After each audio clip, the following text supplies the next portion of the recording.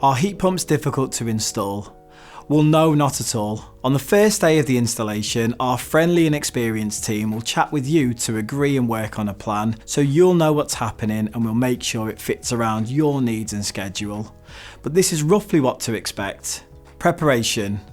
We'll let you know about anything such as gas, water or electricity if it needs to be temporarily turned off, and we'll give you a timeline for everything to be back on. We'll protect your home by laying down dust sheets and carpet protectors and keep things clean to avoid a mess.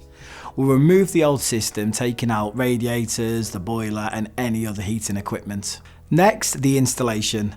And we'll install new radiators and both the indoor and outdoor units at this stage, and this is the busiest part of the job since our team will be working in almost every room. We'll connect all of the new components, making sure the pipes and electrical connections are properly set up. And finally, commissioning and cleanup. We'll do a bunch of checks to make sure everything is working perfectly, and we'll walk you through the whole system, showing you how it works and answering any questions that you may have. We'll tidy up and clear out any leftover debris to leave your home tidy and neat. And that's it, your heat pump will be ready to go.